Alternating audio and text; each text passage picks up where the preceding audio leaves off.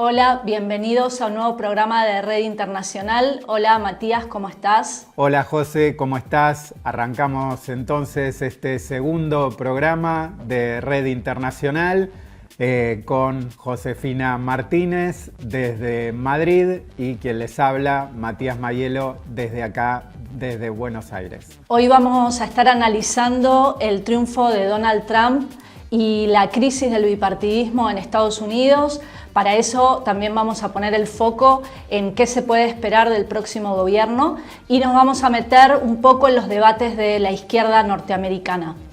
Arrancamos. Donald Trump qui revendique la victoire. Venceu Kamala Harris, un regreso triunfal. Otros 4 años más. Sarà il nuovo presidente degli Stati Uniti. Trump wird Präsident, die Weltmacht USA. Will be the 47th president of the United States. Look what happened. Is this crazy?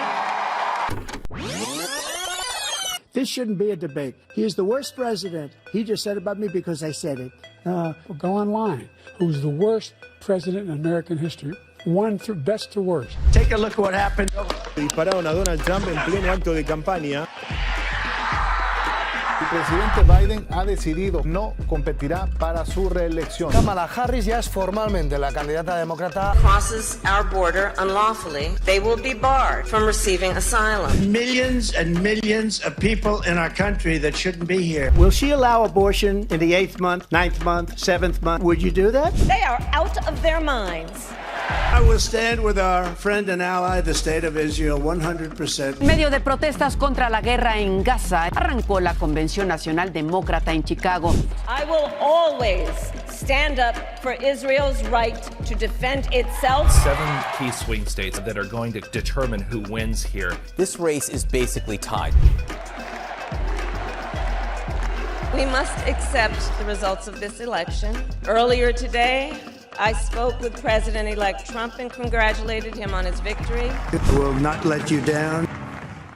Para meternos a fondo entonces en el tema, estamos ya en conexión con Jimena Vergara, editora de Left Voice desde Nueva York. ¿Cómo está, Jimena? Hola, ¿qué tal, Josefina? Hola, Matías, muy contenta de estar aquí con ustedes. Hola, Jimena, ¿cómo estás? Bueno, para arrancar por los resultados de la elección, bueno, la victoria de Trump estaba claramente entre las posibilidades, pero fue mucho más contundente de lo que se esperaba, ¿no? Ganó no solo en los delegados al colegio electoral, recordemos que la elección a presidente en Estados Unidos es indirecta, sino también en cantidad absoluta de votos. Y bueno, todo indica que va a controlar tanto el Senado como la Cámara de Representantes. Pero también hubo en paralelo una serie de plebiscitos donde en varios estados, por ejemplo Missouri y Montana, donde ganó Trump, los votantes aprobaron el derecho al aborto. Incluso en Florida el apoyo al aborto fue mayor que el apoyo a Trump. También se aprobaron plebiscitos en otros estados por el aumento del salario mínimo o el derecho a la licencia paga por enfermedad. ¿Cómo interpretás esta combinación, digamos? ¿Qué nos dice del electorado? ¿Hasta qué punto complejiza el mapa de giro a la derecha que mostró la elección? ¿Cómo la ves? Sí, creo que si tuviera que enlistar, ¿no? o describir en algunos enunciados cómo se comportó la elección a presidente en Estados Unidos en términos generales, diría que, por una parte, Kamala Harris pagó la factura por ser la candidata de continuidad con el gobierno de Joe Biden, un presidente que se veía muy debilitado en el último periodo, en su último tramo, y fue definitivamente arrastrada a la derrota por una economía que viene en tortuosa recuperación desde la pandemia, ¿no? Claro. Después diría que la candidata demócrata fue incapaz de contrarrestar el profundo malestar con la situación económica bajo la administración Biden, con el voto de las mujeres que apoyan el aborto, ¿no? Diría también que la elección muestra un movimiento contundente del voto latino del Partido Demócrata al Partido Republicano. Esta es una cuestión que ya se venía expresando como tendencia desde el 2020, pero que fue rotunda en esta elección, con un 53% de los hombres latinos votando por Trump. También creo que es importante destacar, por último, y ligado a lo anterior, que lo más sorpresivo quizá de la elección es el giro rojo, ¿está bien?, que se observó a nivel nacional. Y esto está indicando dos cosas: que el trumpismo extendió su base social, ¿no?, por una combinación de elementos económicos, ideológicos, y que el Partido Demócrata recibió un rotundo rechazo electoral, ¿no? Si miramos de cerca algunas cosas con la información que tenemos, ¿no?, a partir de los resultados de boca de urna, aunque seguramente las razones del voto van a ser discutidas en los próximos meses, yo creo que hay que decir que lo que estamos viendo es, en primer lugar, que hay un gran consenso, ¿no?, en los diferentes análisis postelectorales de que el factor quizá determinante de la elección fue la economía, ¿está bien? Este hecho no debe eclipsar la realidad de que estamos ante una elección multifactorial, ¿está bien? Y que hay muchos elementos internacionales y domésticos que pusieron una presión muy aguda en la elección, ¿no? Pero, en definitiva, la economía fue en gran medida el motor de los votantes, ¿no? Tenemos que tomar en cuenta que la pospandemia desató tendencias inflacionarias fuertes en Estados Unidos, claro, que Trump no tuvo que enfrentar. Fue Biden el que le tocó la inflación, y la clase obrera y la clase media vio sus condiciones de vida disminuirse, mermarse, porque disminuyeron sus salarios con un 25% de la inflación. Entonces, no hay ningún presidente en la historia de Estados Unidos que haya reelegido después de un ciclo inflacionario. Ahora, algunos salarios se estabilizaron, ¿no?, con la inflación, no todos, y esto es importante. Los índices de empleo subieron y son altos en este momento, pero hubo un soft landing, como le llaman, pero las masas se resintieron, sobre todo por cuestiones muy básicas: el precio de los alimentos, la disminución de la capacidad de crédito de las familias, que es muy importante para el consumo norteamericano, y el precio de las casas, la renta de vivienda y la compra de casas. Entonces, hay una percepción generalizada que las cosas estaban mejor con Trump, ¿está bien?, económicamente. Y muy importante, al contrario del discurso tradicional del Partido Republicano, antes de volverse trumpista, digamos, Trump no está amenazando por ahora, ni amenazó durante su campaña con hacer recortes a la seguridad social. Esto es importante, ¿no?, que lo que lo diferencia, ¿no?, del discurso tradicional republicano. ¿Está bien? La otra cosa que hay que destacar es qué pasó con las mujeres, que se esperaba. El Partido Demócrata estaba sembrando sus expectativas en el voto de las mujeres. Este año, la ventaja de Harris entre las mujeres no superó ni al de Biden ni al de Hillary Clinton. ¿Está bien? Es una señal muy preocupante para los demócratas, porque intentaron movilizar a las mujeres alrededor del tema de aborto. Esto se puede deber a diversos factores, ¿está bien? En primer lugar, la forma en la que los demócratas respondieron a la derogación, al fallo de Roe versus Wade, que era la ley que garantizaba el aborto a nivel federal, ¿está bien? Una vez que la Corte Suprema la derogara en plena administración de Joe Biden, los demócratas se negaron a movilizar el imponente movimiento de mujeres y por derechos reproductivos de Estados Unidos que vimos en los primeros días de la administración de Trump manifestarse en la calle, ¿no? Y un factor que impactó sobre el voto por aborto fue también que Donald Trump, una vez que se da cuenta que el aborto podría poner su triunfo en cuestión, retrocede en sus posiciones más extremistas, ¿no?, y plantea que el tema del aborto lo iba a dejar a jurisdicción de los estados y que no iba a apoyar una prohibición federal por aborto. Claro. Y esto hace que las mujeres no se sintieran obligadas a votar por Kamala Harris por este tema para proteger aborto. ¿Está bien? Y sobre este punto también decir de los resultados de boca de urna que hay un cierto giro a la derecha en sectores tradicionales de la base socialdemócrata, y esto también es importante, ¿no? Es justo decir que no todo el voto a Trump fue un voto ideológico igualmente, ¿no? Ya vimos las cuestiones sí, económicas. Esa aclaración es importante. Sí, exactamente. La economía tuvo un peso muy importante. Pero donde sí vemos un corrimiento a la derecha es un sector de los hombres hispanos. Está bien que, en definitiva, sienten el peso de la ansiedad económica, eso es así, pero donde también hacen mella los elementos conservadores del trumpismo, ¿no? Y su ala derecha. Hay que recordar que la campaña de Trump fue una campaña apoyada por una gran variedad de iglesias, desde el nacionalismo cristiano hasta la iglesia evangélica, ¿no? Basada en la defensa de la unidad familiar tradicional, etcétera, etcétera. Y el otro tema en el cual la base demócrata y la sociedad de conjunto giró a la derecha es migración, también por cuestiones económicas, pero donde un 55% de la gente en Estados Unidos opina que hay que poner un freno a la migración y que es un problema de primera irrelevancia. Sectores incluso de migrantes que están ansiosos, ¿no?, de perder la relativa estabilidad que consiguieron en el pasado. Para profundizar este fenómeno del trumpismo, a mí me gustaría traer esa definición de crisis orgánica de Gramsci, ¿no? Que se refiere a esos momentos en que los grupos sociales se separan de sus partidos tradicionales o digamos que esos partidos tradicionales ya no son reconocidos como su representación por sectores o clases enteras, ¿no? Y escribía que cuando esto sucede, la situación se vuelve delicada y muy peligrosa porque está abierta a soluciones de fuerza o a la actividad, y acá lo cito, de potencias oscuras representadas por hombres providenciales o carismáticos, es decir, salidas cesaristas o bonapartistas, producto de una crisis de hegemonía de las clases dominantes, ¿no?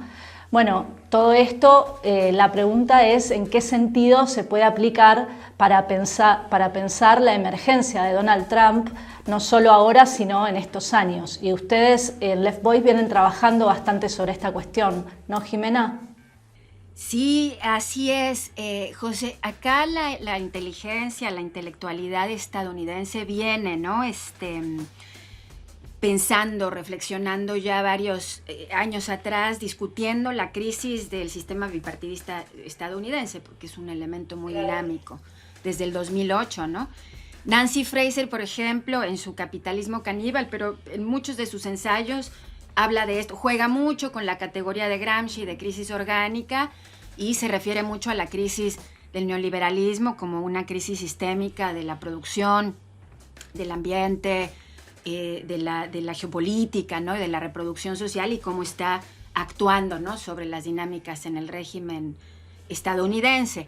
Y, por ejemplo, un analista político, Ezra Klein, que es columnista del New York Times, recientemente en el episodio de su podcast, que es muy popular, analiza esta crisis, ¿no?, del sistema bipartidista estadounidense dialogando con un libro del historiador Gary Gester titulado El ascenso y la caída del orden neoliberal, y explica que las cuestiones que dividen ahora mismo a los Estados Unidos son más fundamentales que nunca, ¿no? ¿Por qué? Porque la lucha gira en torno a la legitimidad misma de las elecciones, por ejemplo, a la persecución de los enemigos políticos utilizando el poder del gobierno federal, a la naturaleza e integridad de los sistemas básicos del gobierno estadounidense, ¿no?, de las normas políticas de antaño. Y estas divisiones incluyen también libre comercio, leyes antimonopolio, salud pública, derecho o no a tener sindicatos, o cuestiones como qué hacer con China, Ucrania, y si Estados Unidos debe intervenir o no en guerras interminables. Entonces, Klein, retomando el concepto de Gary Gester, dice que los órdenes políticos, que son estas estructuras, ¿no?, de consenso político que se extienden a lo largo de décadas, y dice que hubo, sugerentemente a lo largo del siglo XX, dos órdenes políticos, ¿no? El New Deal, que se extiende desde los años 30 hasta los 70, y el orden neoliberal, que se extiende desde los 70 hasta la crisis financiera del 2008, ¿no? 2008. Exacto. Y entonces él se pregunta, ¿no?, si parte de lo que está inquietando a la política en este momento es un momento aleatorio, transitorio entre órdenes, un momento en el que apenas se puede empezar a ver el contorno borroso, ¿no?, de algo nuevo que está tomando forma, y ambos partidos están en la agitación interna de este proceso. ¿Está bien? Yo creo que es una descripción muy elocuente de lo que está pasando en el régimen estadounidense y de lo que expresa esta elección, pero quería detenerme en dos cuestiones referentes a la crisis orgánica en Estados Unidos. La primera, el avance, el trumpismo no solo hizo mutar al Partido Republicano, sino que está reorganizando, por decirlo de algún modo, a un sector del gran capital y la burguesía imperialista, detrás de una agenda que está adquiriendo sus contornos generales, ¿no?, contradictorios entre los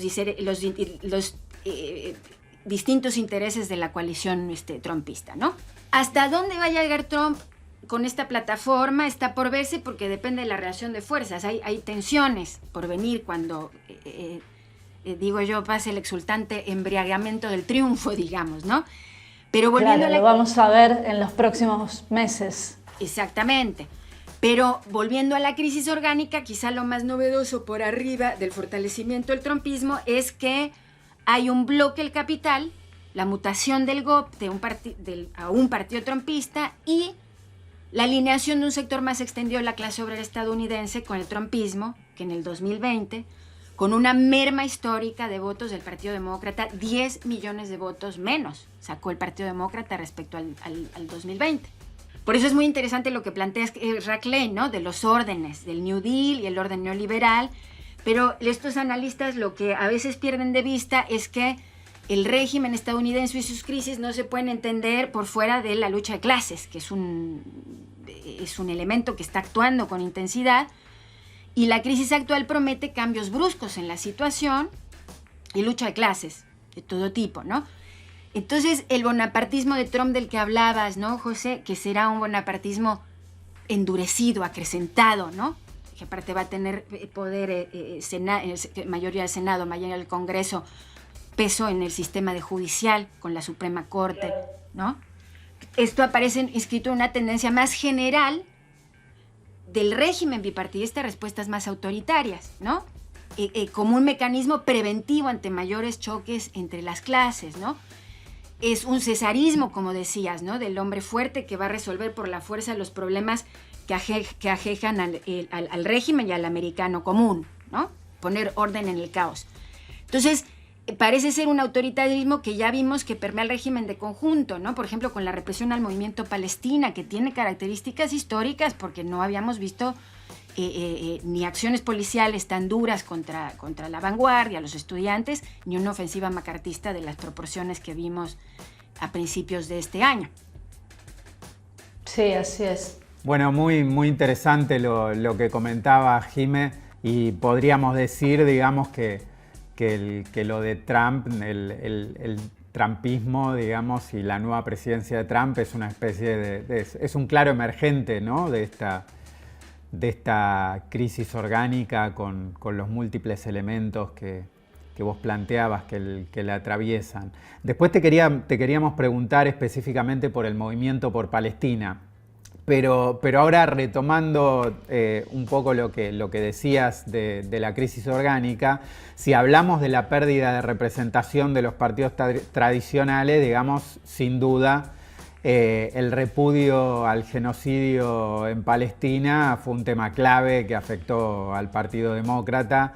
Y bueno, sobre esto le preguntamos a Tristán, que está en Detroit, en el estado de Michigan, donde una parte importante de los habitantes ahí tienen orígenes árabes, ¿no? Y nos respondía lo siguiente. Si les parece, lo vemos y seguimos. Hello, Josefina, Mateas.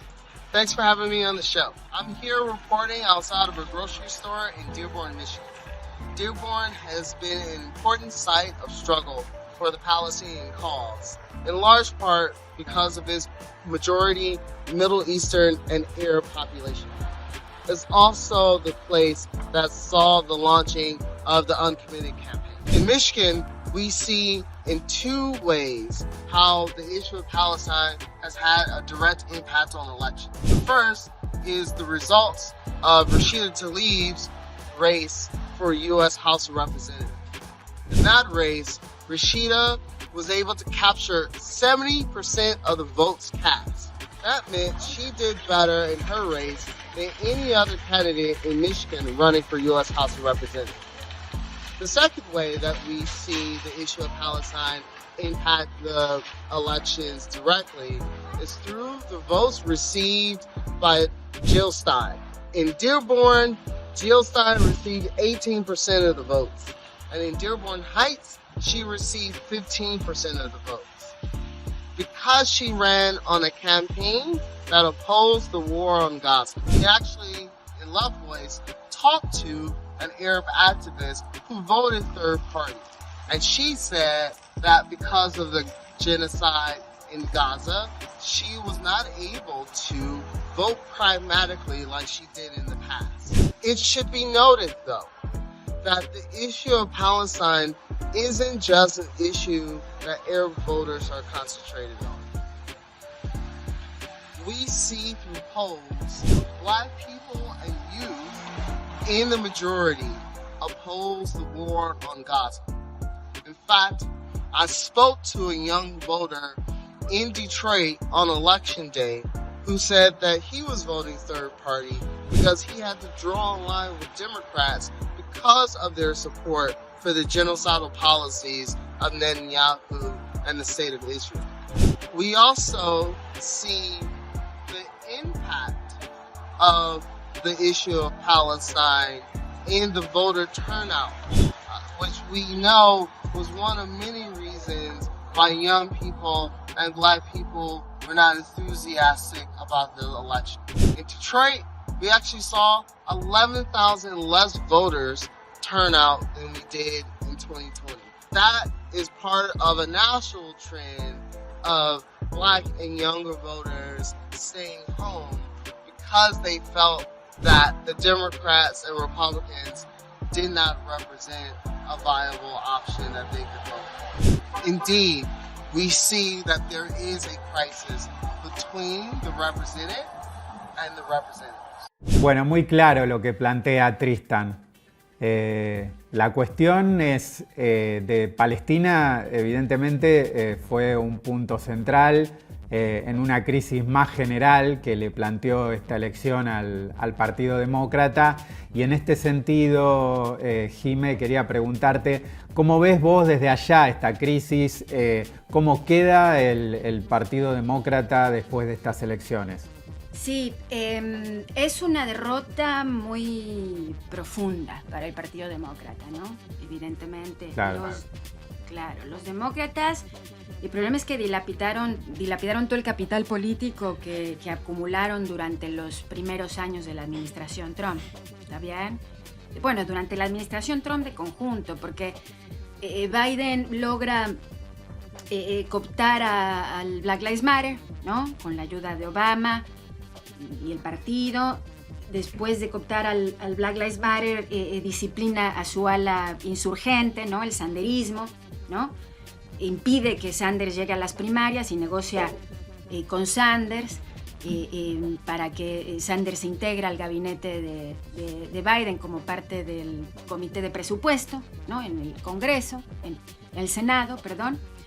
Y entonces todo este capital político, ¿no?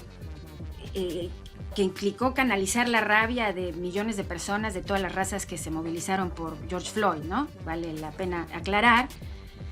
Claro, y después... sí, uno de los movimientos más importantes del último tiempo de Estados Unidos, ¿no? Exactamente. Enorme movimiento enorme. social. Y entonces en ese contexto el putsch del 6 de enero, ¿no? El intento el asalto al Capitolio, ¿no? Como ustedes recordarán, también gira la balanza a favor de Biden, que rápidamente logra construir un frente único para defender al régimen y la llamada democracia americana y el gran capital. Incluso aliados de Trump se dan la vuelta a Trump y preservan a Biden como presidente, digamos, ¿no? Uh-huh. Entonces gana Biden con mucho capital político y, muy importante, con un programa populista, ¿no? Populista, claro. Con rasgos de izquierda, digamos, ¿no? retomando mucho de la agenda o algunos aspectos de la agenda sanderista. Entonces era pro-union, era pro-sindicato, ¿no? Biden, el amigo de los sindicatos, no sé qué, no sé cuánto. Y entonces... Contra el fracking. Exacto, anti-fracking y Green New Deal, bueno, y derechos, todo eso.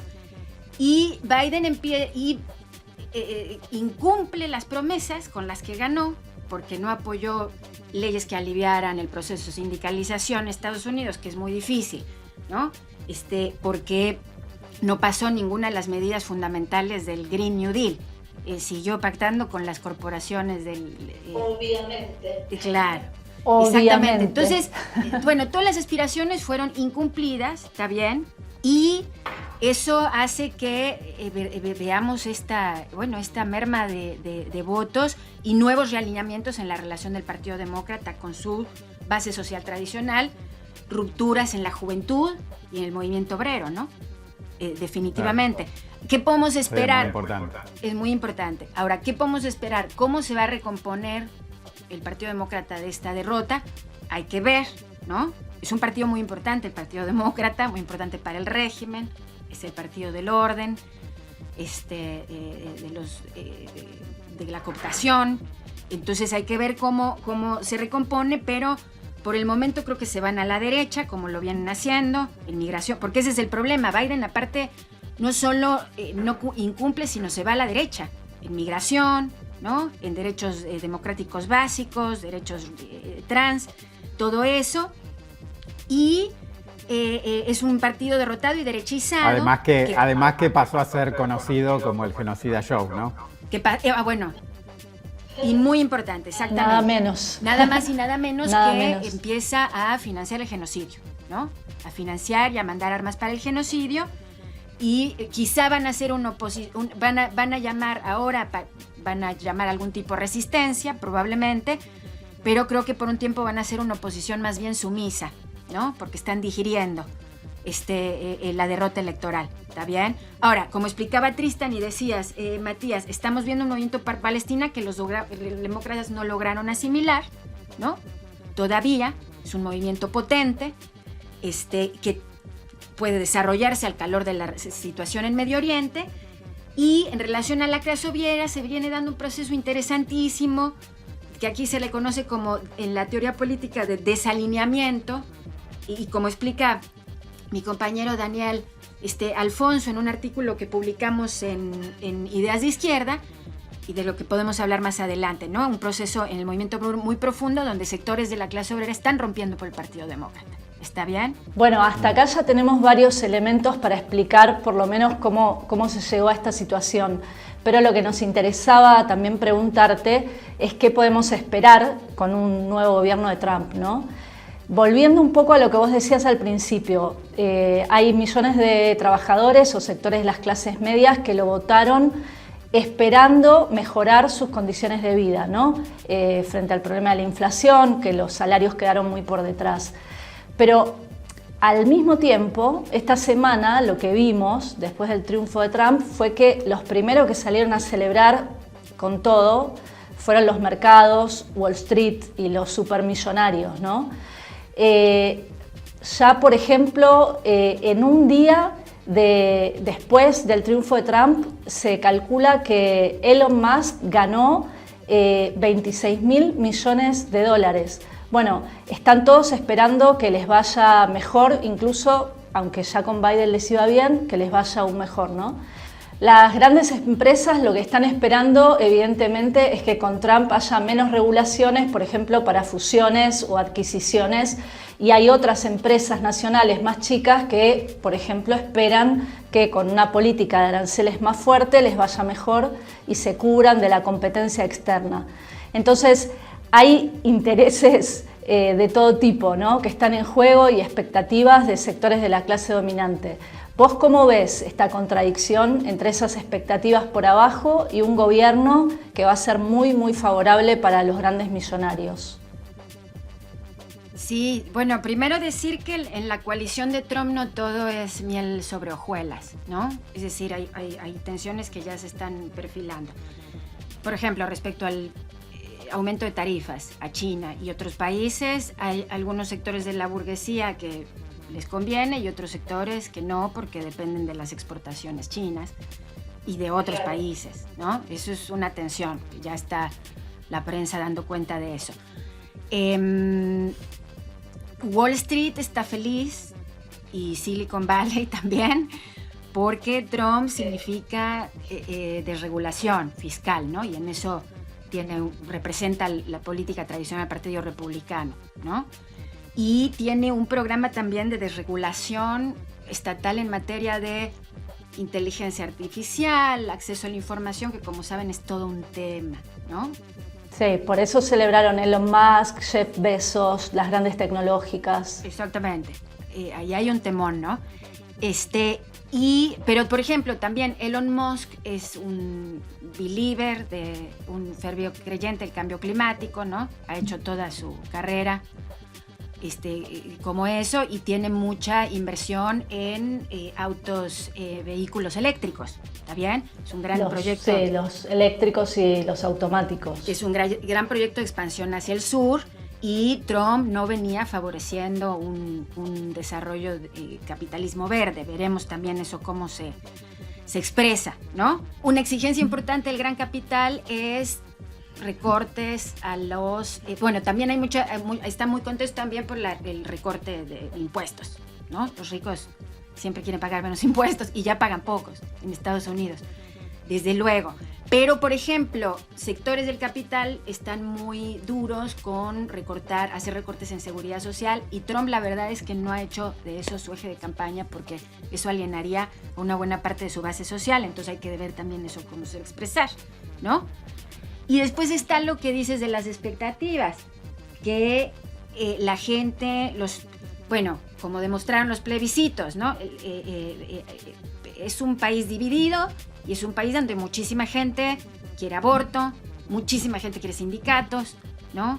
Y los sindicatos... Claro, se votaron varios por el salario, por aumentar el salario mínimo, y a su vez por las licencias pagas por enfermedad, ¿no? También. Exactamente. En estos plebiscitos en muchísimos estados, muchos de ellos estados trumpistas, se votaron leyes muy progresivas, exacto. Lo que dice, muy importante. Y hay expectativas de que la economía mejore, y la realidad es que todavía no queda claro qué motores de crecimiento va a tener en el próximo periodo la economía norteamericana, ¿está bien? Entonces, los años anteriores, y en el caso de la clase obrera, que es muy importante para nosotros, los años anteriores al trumpismo vimos el resurgimiento del movimiento obrero en Estados Unidos, ¿no? La huelga ilegal y victoriosa de los maestros de Virginia Oriental, y las huelgas de maestros que le precedieron, que marca un aumento significativo en la actividad obrera, un aumento significativo en las huelgas, junto con una aprobación histórica de los sindicatos, ¿no? Más del 70% de la población estadounidense apoyando el derecho a la sindicalización, una nueva generación de trabajadores, algunos que simpatizan con el socialismo en general, y en su mayoría... La generación U, ¿no? De Union. Exactamente, una generación de activistas sindicales que quieren organizar sindicatos, politizados por la victoria de Trump, que se abrieron paso en la escena nacional y propusieron acciones obreras, ¿no? Que luchaban por mejoras laborales, pero también defendían los derechos democráticos básicos, ¿no? Y sobre todo querían sindicato, como en Amazon y Starbucks, ¿está bien? La corrosión de la relación del Partido Demócrata con la clase obrera le dieron una importancia renovada a la burocracia sindical en este país también, porque surgieron al menos dos sectores, ¿no? O dos caminos diferentes que tomó la burocracia sindical, ¿no? Un sector que siguen alineados con los demócratas, como Sean Fein, del sindicato automotriz, del UAW, y otros que se pasaron a apoyar a Trump, como Sean O'Brien de los Teamsters, ¿está bien? Ahora, este proceso profundo, pero esto tiene que ver también porque estas burocracias están presionadas por cambios en la conciencia de sus bases, ¿no? Porque el precariado, como decíamos antes, en en relación a la economía se forjó en la pandemia, los trabajadores esenciales, ¿no? Y es un precariado que Migrante. es negro, diverso, inmigrante en muchos casos, ¿no? Y que es, sí, y que es el precariado que ha estado abandonado tradicionalmente por la burocracia sindical, porque acá el movimiento obrero está dividido en categorías, fragmentado, ¿no? Entre los trabajadores blue collar workers que tienen sindicatos y beneficios y que son la gran minoría, y trabajadores con otro taller, como le llaman acá, otras categorías, con otros contratos que tienen menos beneficios y que tienen menos... y esto es una enorme división de la clase obrera. Bueno, muy bueno lo que comentaba Jime y complejizando todo este escenario con, bueno, lo que vos comentabas de las divisiones en la burocracia, las propias divisiones dentro del movimiento obrero, ¿no? E incluso dentro del sector precario del movimiento obrero, que seguramente hubo toda una parte que votó por Trump, pero a su vez hay toda otra parte que es protagonista de muchos de estos procesos que vos comentabas, como lo de Amazon o lo de Starbucks, que bueno, son procesos muy importantes en la clase obrera norteamericana. Pero si te parece, yo quería cambiar un poco de tema, no tanto, porque la economía en una potencia imperialista como Estados Unidos está directamente ligada a la política exterior, pero veamos, si les parece, el informe que preparó Mati Medina sobre los debates que se dieron durante la campaña sobre la política exterior. La elección entre Trump y Harris se dio en el contexto de una marcada debilidad de la hegemonía estadounidense. Y si hablamos de política exterior, hay tres grandes temas de discusión estratégica. 1, la ubicación ante la guerra en Ucrania. 2, el genocidio en Palestina por parte de Israel. Y 3, la competencia en relación a China. Empecemos por la guerra en Ucrania y escuchemos a Trump.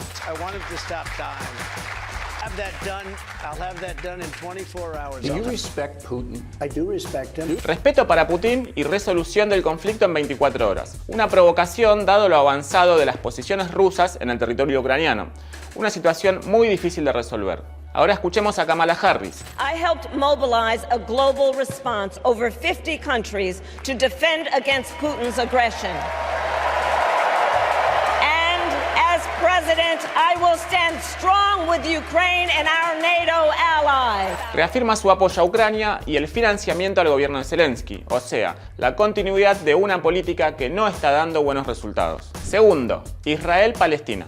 El apoyo incondicional de Estados Unidos al gobierno israelí es la clave para entender la situación actual, donde la destrucción de Gaza es total y continúan bombardeando hasta los campos de refugiados. Mientras, Netanyahu persiste en su línea de avanzar sobre el Líbano. Ahora escuchemos a Kamala Harris, que además de candidata demócrata, es la vicepresidenta de Biden, apodado Genocida Joe por la juventud que protagonizó manifestaciones históricas contra el genocidio en Palestina. I will always stand up for Israel's right to defend itself. Con estos argumentos justifica el genocidio, pero el peso de las movilizaciones fue tan importante que en su último acto de campaña tuvo que decir que como presidenta terminaría con la guerra en Gaza y buscaría que los palestinos logren su libertad y autodeterminación. ¿Qué dijo Trump? I will stand with our friend and ally, the State of Israel, 100%. We'll stand with them 100%. Apoyo al 100% para el amigo y aliado Estado de Israel, hasta que Hamas sea derrotado y desmantelado completamente, que es el mismo argumento de Netanyahu para continuar con el genocidio. Por último, está la disputa con China. En el debate presidencial se acusaron mutuamente. China was paying us hundreds of billions of dollars, and so were other countries. We are going to take in billions of dollars, hundreds of billions of dollars. He ended up selling American chips to China to help them improve and modernize their military. Trump, por un lado, reivindicó la política de impuestos y aranceles a los productos asiáticos, y Kamala, por otro, lo culpó de venderle chips que China usa para mejorar y modernizar su ejército. Otro tema caliente es la política hacia Taiwán, donde Biden tuvo una línea ofensiva planteando que apoyaría a esta militarmente si China decide avanzar sobre su territorio. Mientras que Trump aseguró que Taiwán debería pagar por la protección de Estados Unidos. Pero también, para marcarle la cancha a los chinos, dijo: Xi Jinping me respeta y sabe que estoy loco. De conjunto, ambos partidos se juegan una disputa estratégica con China, la segunda economía del planeta y su principal competidor. Bueno, ahí Mati nos presentaba el informe de lo que se decía en la campaña sobre política exterior. Y ahora, bueno, con la victoria de Trump, todo indica que la orientación hacia la guerra en Ucrania va a cambiar. Vamos a ver un menor apoyo y es importante recordar que sin el apoyo sostenido del ejército norteamericano, el ejército ucraniano no puede combatir. Es decir, sin los recursos que envía Estados Unidos, el ejército ucraniano no puede combatir. A su vez, Trump buscará seguramente lograr una reorientación de recursos hacia el enfrentamiento con China. Esto es otro punto que parece claro. Pero quizá uno de los principales interrogantes es qué efectos va a tener su presidencia en relación a la guerra regional que amenaza con escalar en Medio Oriente, ¿no? ¿Lo seguirá Netanyahu hacia un enfrentamiento con Irán? ¿Será Medio Oriente el Vietnam de Trump? Bueno, en cualquier caso, la posibilidad está abierta, creo, pero no quería meterme tanto en estas hipótesis, sobre las cuales vamos a volver en otros programas seguramente, sino preguntarte, Jimé, más específicamente, ¿cómo ves en este marco el movimiento que surgió en solidaridad con Palestina? ¿Cómo sintetizarías la experiencia que viene haciendo y si ves que puede resurgir, cobrar nueva fuerza en este contexto? Hay un sentimiento contra el genocidio que cruza transversalmente líneas bipartidistas en Estados Unidos. Recuerden que es un país que viene de una humillante derrota en Afganistán. La guerra de Ucrania se está convirtiendo en altamente impopular. En ese marco de avanzar la situación en Medio Oriente, el movimiento por Palestina puede resurgir en las calles y en las universidades. Y ya se expresó electoralmente el año pasado en la campaña Oncomire, que advertía a Joe Biden de no votarlo a la presidencia si no impulsaba un cese al fuego en Palestina, y que ha tocado a un sector... Fue muy grande la campaña. Fue muy grande, fue más de medio millón de votos que votaron por un cese al fuego, ¿no? Y por otra parte es un movimiento que ya tocó a sectores del movimiento obrero, con decenas de miles de declaraciones por el cese al fuego, grandes sindicatos exigiéndole a Biden un embargo de armas a Israel, etcétera, etcétera. Claro, bueno, de hecho justamente por eso hay mucha gente que está planteando la posibilidad de que Medio Oriente, Palestina se conviertan en el Vietnam de Donald Trump, ¿no? Claro, exactamente, y por eso es tan importante que el movimiento estudiantil irrumpió en la escena política retomando, ¿no? Tradiciones de lucha de los 60s y los 70s contra la guerra de Vietnam. Bueno, y en relación justamente con este tema, queríamos escuchar un video de Bernie Sanders con unas declaraciones que hizo unos días antes de las elecciones justamente sobre la cuestión de Palestina y el voto a Kamala Harris. I understand that there are millions of Americans who disagree with President Biden and Vice President Kamala Harris on the terrible war in Gaza. I am one of them. Israel had a right to defend itself, and some of you are saying, how can I vote for Kamala Harris if she is supporting this terrible war? And that is a very fair question. And let me give you my best answer. After Kamala wins, we will together do everything that we can to change U.S. policy toward Netanyahu. An immediate ceasefire, the return of all hostages, a surge of massive humanitarian aid, the stopping of settler attacks on the West Bank, and the rebuilding of Gaza for the Palestinian people. But let me also say this, as important as Gaza is, it is not the only issue at stake in this election. Let's do everything we can in the next week to make sure that Kamala Harris is our next president. Thank you very much. Bueno, lo de Sanders fue malmenorismo a full, ¿no? Dijo, sabemos que es un genocidio, pero bueno, al menos Kamala no es Donald Trump y nada más.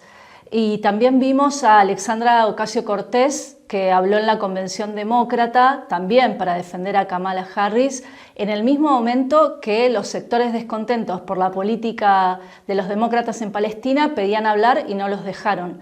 y ella decía tenemos que ayudarla a ganar.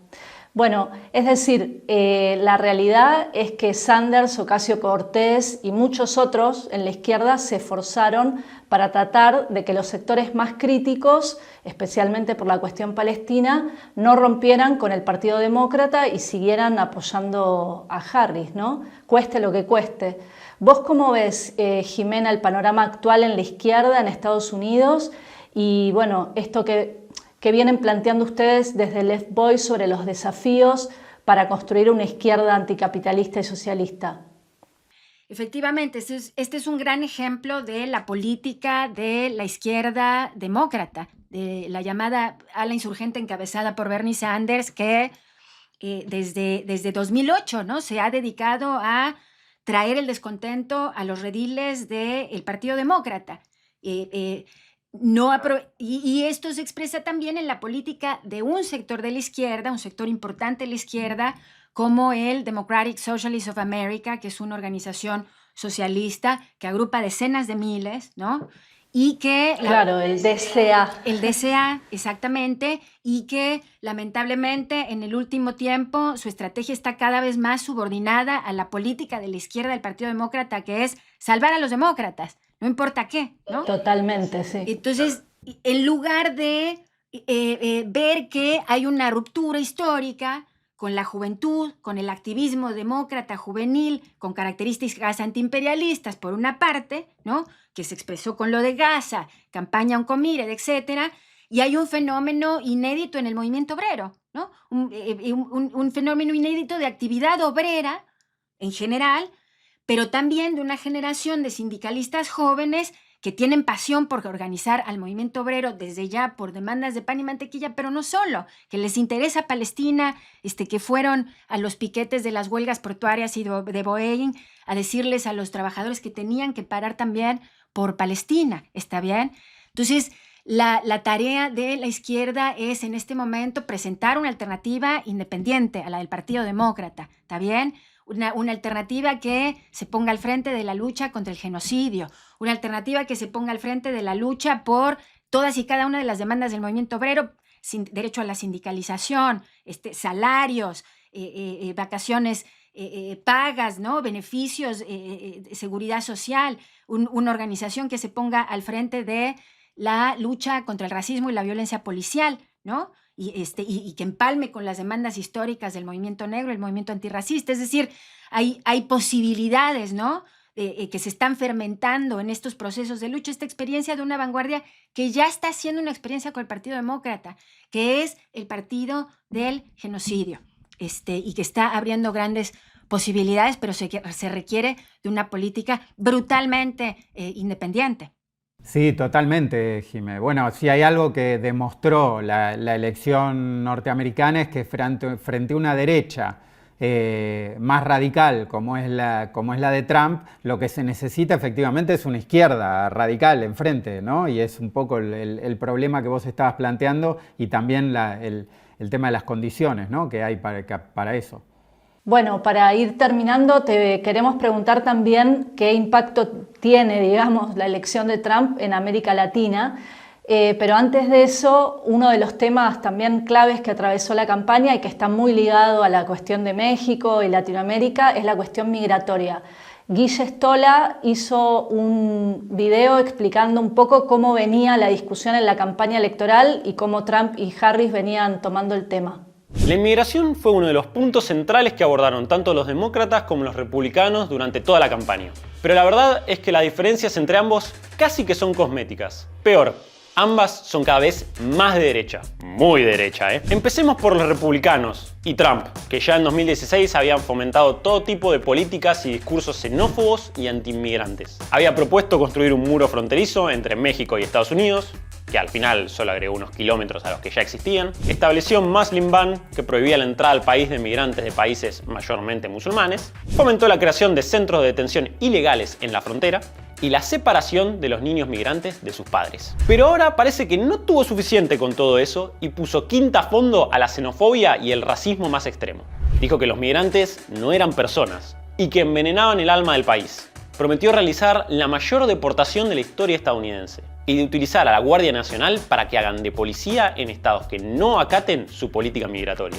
Quizá el punto más delirante de toda esta campaña fue la fake news que decía que bandas de migrantes haitianos andaban matando gatos y perros para comer en la ciudad de Springfield, Ohio. They're eating the dogs, the people that came in, they're eating the cats. Podría ser gracioso semejante delirio si no fuera una campaña intencional para deshumanizar y criminalizar a los migrantes que huyen de la miseria o la guerra de sus países de origen. Pero mientras Trump y los republicanos van a full con su xenofobia, ¿en qué andan los demócratas? Bueno, a pesar de que Biden en 2020 había prometido una política más humana hacia los migrantes, en los que se respetara su derecho al asilo y redujera su criminalización, esto no fue lo que sucedió. La gran mayoría de las políticas que implementó Trump en su mandato casi ni se tocaron y aún siguen de pie. Incluso las fomentaron activamente, como lo fueron las construcciones de nuevas secciones de muros en la frontera con México o de centros de detención ilegales en la misma frontera. Es más, en los primeros 2 años de la presidencia de Biden se deportaron 5 veces más inmigrantes que los que Trump deportó en toda su presidencia. En total, 4 millones de personas fueron deportadas desde que asumió Biden hasta el día de hoy. Y esto, obviamente, vino de la mano de una derechización constante de su discurso. Ya Biden los había tratado a todos los migrantes de ilegales. En resumen, Trump y Kamala no solo mantienen la actual política antiinmigratoria, sino que además prometen profundizarla y endurecerla mientras fogonean un discurso profundamente racista y discriminatorio. Bueno, la cuestión de la inmigración y blindar las fronteras, como mostraba bien el informe de Guille, fue un punto central donde el endurecimiento de la política migratoria atravesó las 2 campañas. Vinculado con eso, Jime, quería preguntarte cómo ves la relación con tu país natal, con México. Acá en Argentina, bueno, Milei, como buen cipayo de ultraderecha, ya se anotó para ir a visitarlo a Trump. Hay que ver si lo favorece tanto como él sueña. Pero bueno, quería preguntarte por México específicamente, ¿cómo la ves? Sí, bueno, hay 2 problemas candentes, ¿no? Está el tema migratorio y de la seguridad fronteriza, la crisis migratoria, como la llaman los demócratas y los republicanos, como decías, que efectivamente estuvo en el centro de la campaña electoral y está en el centro de las preocupaciones de los electores y que tiene que ver con un flujo migratorio inédito viniendo de la frontera sur, no solo de México y Centroamérica, ¿no?, que es la migración, si se quiere, más tradicional, sino del Caribe, claro, de Sudamérica, de África, ¿no?, en algunos casos. Muchísimos haitianos, venezolanos que están huyendo de sus países producto de la penetración imperialista, porque están huyendo de los planes de austeridad del FMI, por ejemplo, están huyendo de la pobreza y la violencia desatada por la militarización en el marco de las guerras contra las drogas, ¿no? Están huyendo de las condiciones creadas por el propio imperialista y eso se ha incrementado enormemente en la frontera sur, y Biden ya a mitad de su mandato comenzó con también una ofensiva antimigrante bastante reaccionaria, construyó el muro fronterizo que Trump hizo aprobar en el Congreso, ¿no? Militarizó aún más la frontera, y quería hacer pasar una ley que él se congratuló de que era la ley más dura en materia fronteriza, ¿no? Que en ese momento Trump bloqueó. Entonces, y Trump está deportando con deportaciones masivas. Ya hoy, ayer tarde salió un informe del Washington Post, del Wall Street Journal, sobre los pasos que quiere dar la administración de Trump en materia de deportaciones, más allá de si le da la relación de fuerzas para hacer 1 millón de deportaciones masivas, como prometió, ¿no? Es claramente una agenda antimigrante, impuesta al gobierno de México, que la verdad es que viene haciéndole trabajo sucio a Biden, ¿no?, en materia migratoria. Y después la otra cosa candente que no quería dejar de mencionar, en Estados Unidos todavía hay muchísimos trabajadores indocumentados que pagan impuestos, que están integrados a la economía estadounidense, bueno, muchísimos trabajadores mexicanos que son parte esencial de los servicios, de cómo funcionan las capitales económicamente y que no tienen papeles. Y Biden llegó a la presidencia diciendo que iba a facilitar la legalización también de los Dreamers, ¿no? Si se acuerdan, los latinos en el programa DACA, que todavía no se les resuelve la situación de la ciudadanía, hay que exigir inmediatamente derechos para todos los trabajadores sin papeles. Inmediatamente, ¿no? Es una tarea urgente. Y obviamente estar en contra de toda la política de militarización de la frontera. La frontera sur es una frontera por la que pasan drogas hacia Estados Unidos, armas de las corporaciones a los cárteles, y está prohibida para los seres humanos para abaratar la mano de obra. Entonces los migrantes son uno de los sectores más golpeados, más vulnerables de la clase obrera, y hay que tener una política antiimperialista. La relación con México deja muchas preguntas abiertas, ojalá pudiéramos platicar más, pero tenemos que terminar porque desde ya, ¿cómo va a impactar en el Tratado de Libre Comercio? México es principal socio comercial de Estados Unidos, la relación con el movimiento obrero es estrechísima por el nearshoring y todos los proyectos imperialistas sobre México. Bueno, es complejísimo, muy excitante. Claro, hay muchas ventanas, digamos. Hay muchas ventanas que esperemos seguir discutiendo aquí en La Izquierda Diario y con La Izquierda Diario México, pero hay definitivamente una política por la defensa de los migrantes, es una política antiimperialista de primer orden para la izquierda y los movimientos sociales y los sindicatos acá. Bueno, Jimé, muchas gracias por la entrevista, súper interesante me parece la charla, y bueno, daría para quedarnos acá charlando 2 horas, sí. pero bueno, tiene que tener un principio y un fin. Así que, bueno, te agradecemos mucho y, bueno, un abrazo muy grande. Un abrazo, Jimé. Vamos a estar hablando muy pronto, seguro. Gracias, José. Gracias, Matías. Vamos entonces con algunas conclusiones en base a lo que estuvimos conversando con Jimena. Estos días estuvimos comentando con Matías varios artículos de la revista Jacobin acerca del triunfo de Trump. Jacobin es una revista que surgió en 2010 ligada al DSA, el Democratic Socialist of America, al que mencionaba Jimena. Crecieron al calor del fenómeno del socialismo millennial, como se lo conoció, y le dieron el apoyo a Bernie Sanders sucesivas veces, ¿no? Desde Jacobin se promovió una estrategia que se conoció como el inside-outside, adentro-afuera del Partido Demócrata, y de apoyo electoral a los demócratas como mal menor, como ya veíamos, ¿no? Vivek Shiver señala en uno de estos artículos que el alejamiento del Partido Demócrata de la clase trabajadora ahora se extendió a través de las líneas raciales. Es decir, que el trumpismo pasó de cosechar votos prioritariamente entre la clase obrera blanca y sectores rurales a crecer, por ejemplo, entre los latinos y los afroamericanos empobrecidos. La conclusión que saca Shiver es que ese identitarismo débilmente populista, le dice, de los demócratas post-Obama, fracasó y que ahora hay que volver a las cuestiones del pan y mantequilla, como se le dice a los temas como el salario, la sanidad, etc., ¿no? Bueno, yo quería tomar esto porque nos lleva a un debate que se abrió en la izquierda, sobre todo en la izquierda internacional, después del triunfo de Trump en 2016, ¿no? Y ahora vuelve.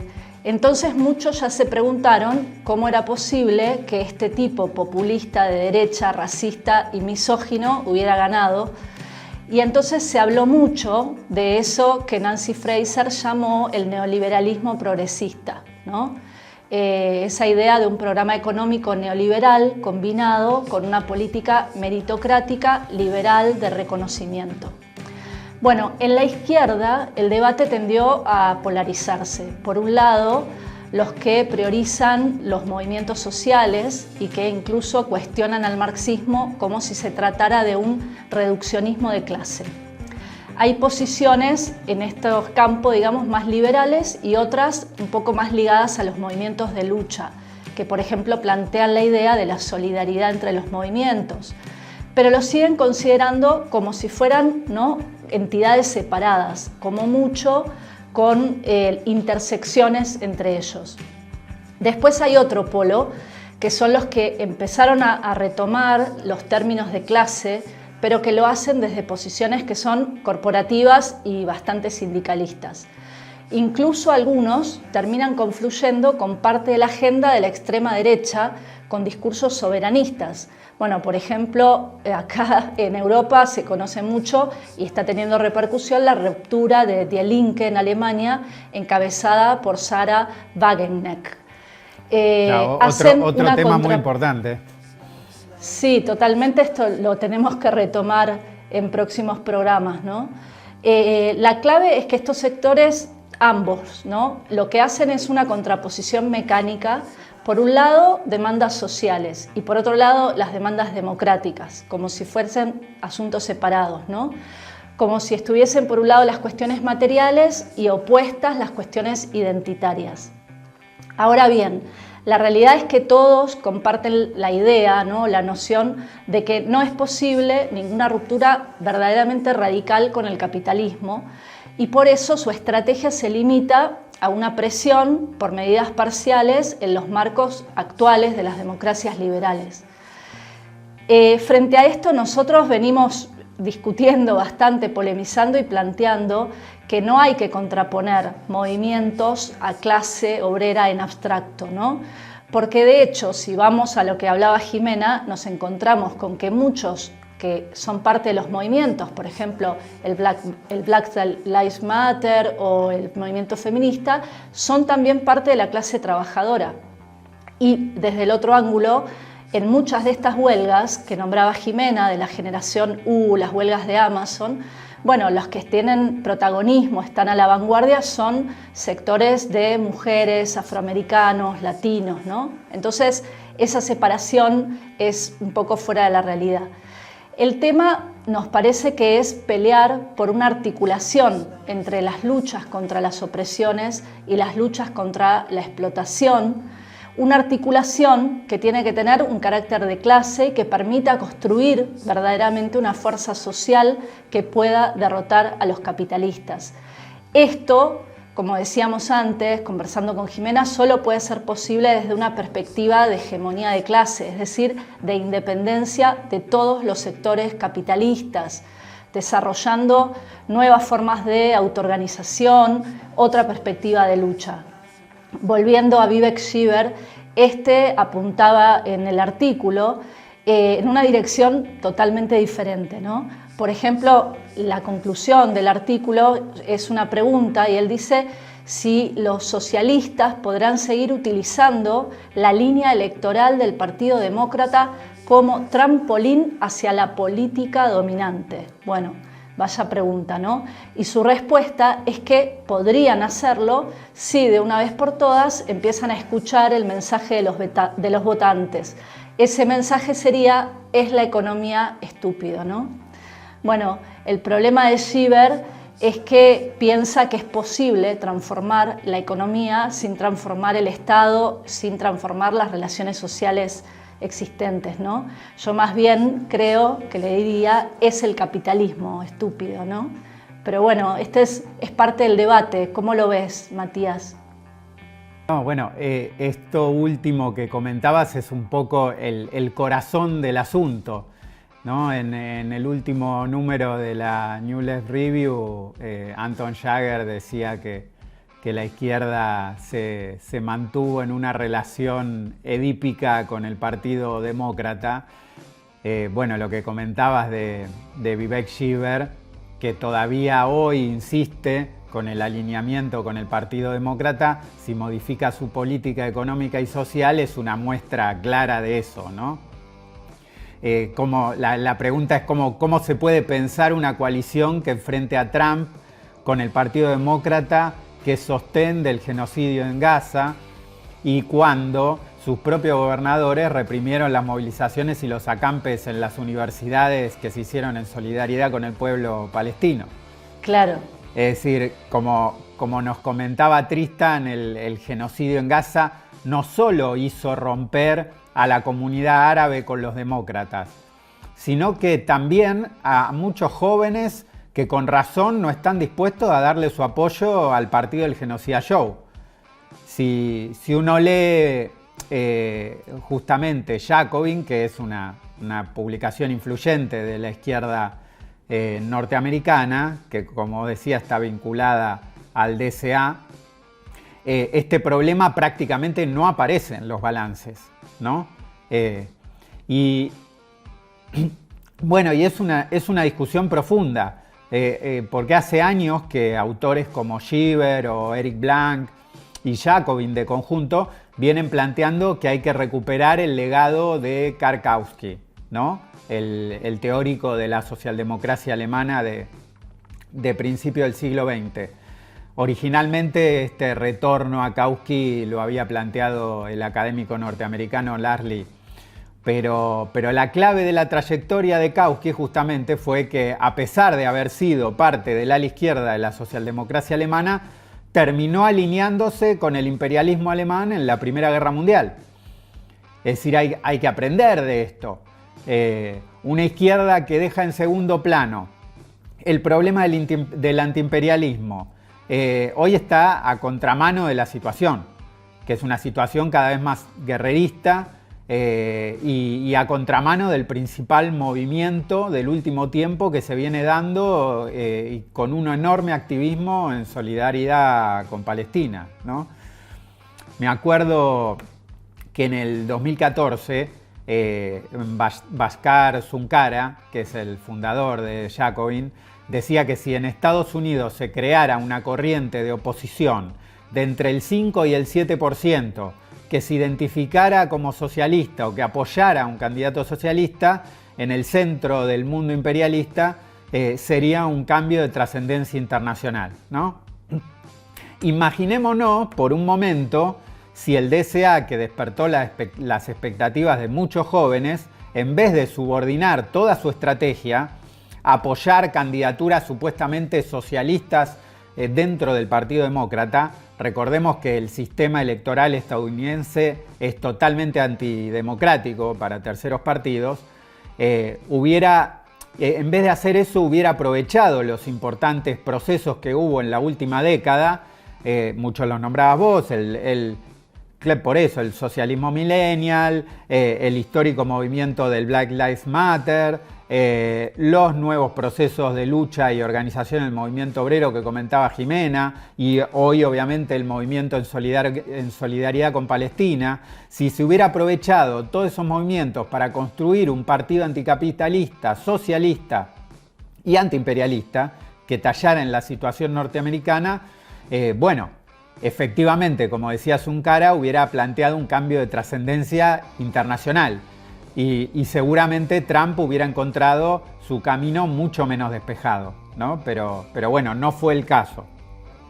Y esto tiene que ser parte del balance, porque hacia el futuro va a haber nuevas oportunidades para construir ese partido de la mano de las luchas que se vienen desarrollando, que se van a desarrollar contra el nuevo gobierno de Trump. La cuestión es, como vienen insistiendo nuestros compañeros y compañeras de Les Voice, es si esas oportunidades van a ser aprovechadas o no. Entonces, si hay algo que queda claro de la elección norteamericana, un poco lo comentábamos antes, es que frente a las derechas radicales como la de Trump, lo que se necesita es una izquierda verdaderamente radical que le haga frente. Y me parece que esa es una conclusión que va mucho más allá de Estados Unidos, es una conclusión para mí, para toda la izquierda a nivel internacional, me parece. De hecho, creo que tendremos que retomar esta discusión seguramente porque Estados Unidos, Trump, bueno, está todo el debate sobre las nuevas derechas y justamente esta discusión que vos decís se está planteando en muchos lugares del mundo, ¿no? Así que en próximos programas seguro la podemos retomar. Pero ahora ya más bien nos tenemos que despedir, ¿no? Y pedirle a todos los que están mirando que comenten, que difundan, que den like, que nos digan qué les pareció hasta ahora. Este es el segundo programa y agradecerle a todas y todos los que forman parte del equipo de producción. Buenísimo, sí. La seguimos en el próximo programa. Bueno, José, saludo grande desde acá. Chau, chau. Nos vemos la próxima. Chau, chau.